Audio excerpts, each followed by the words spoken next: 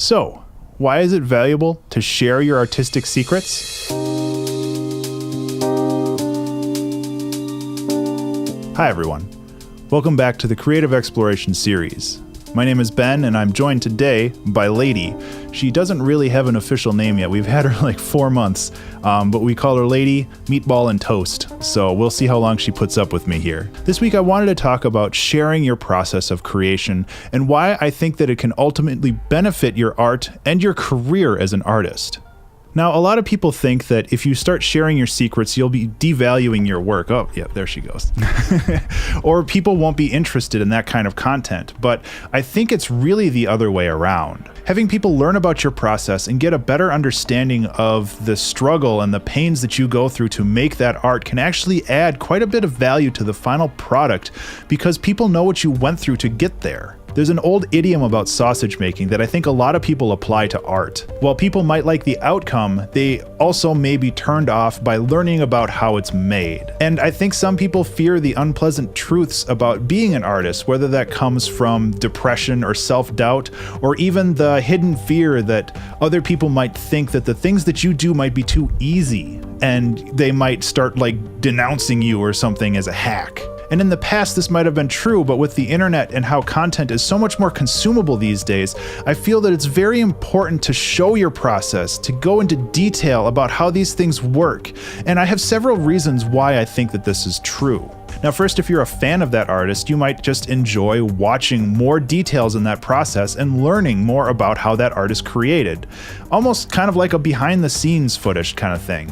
Now, I should also mention that this process doesn't necessarily have to be video or images. Sure, it could be a time-lapse or a Twitch stream just doing your stuff live, but it could also be a blog post or a video log, basically just more behind-the-scenes stuff that doesn't really get included in the actual final project. And now, if you're a creator or somebody else who appreciates the art on a more technical level, you will most likely either learn something more about that artist that you're already a fan of, or you will learn new techniques that you can go and apply to your own art and improve your own work. And finally, as an artist yourself, you might actually learn quite a bit about your own process just by people commenting on it and offering advice. One example that fits really well here is in the Audio Basics series, I did a video on how to create a perfect loop. And after I posted that video, I got several comments on how to more efficiently use the software Audacity. To the point where I actually went back and re-recorded the entire video because these improvements were so profound, I felt bad showing people the old way that I did things. Now, one really common thing that people think when you do this is that others will come by and steal your ideas and just completely devalue the work that you do. And while I think that that's somewhat true, I still really fundamentally disagree with that idea. Because while you're sharing your process, you're not sharing your experience, you're sharing your knowledge. So I could go and watch a tutorial on how Deadmau5 makes his music, and when that tutorial's done, I would probably be able to sit down and make a decent facsimile of a Deadmau5 song. However, that doesn't mean that it has the same feeling and essence that a Deadmau5 song has. Because I like different things than Deadmau5, and when I'm writing a song, I'll have a preference that I want to do, so I'll go off in that direction rather than following the script from, the tutorial. And even though I got the information on how to do something, that doesn't really give me the ability to exactly copy it.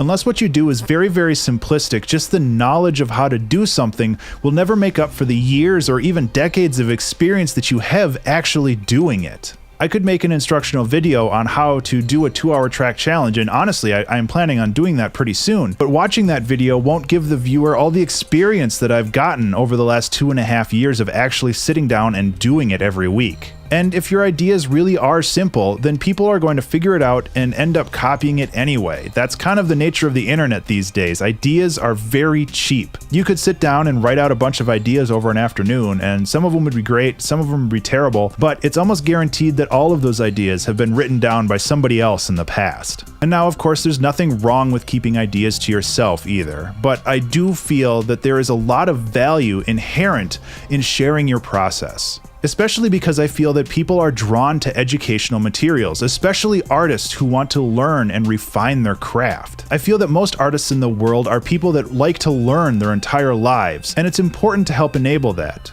And, if you can get people interested in your work through educational content, well, I guess everybody just kind of wins there. And I guess this is why I stream as well, because I feel that streaming and sharing my process not only makes me a better artist, but it gives me the opportunity to learn from other people through the stream chat, or hopefully help inspire other people to do something new and different with their art. And I think these are very important, not to only me personally, but for growing a community of artists as well. So with these ideas, the real art comes from taking them and executing and integrating those ideas into your current style in unique and new and interesting ways. So what do you think of this? To be perfectly fair, I took a lot of inspiration from the book Show Your Work by Austin Kleon.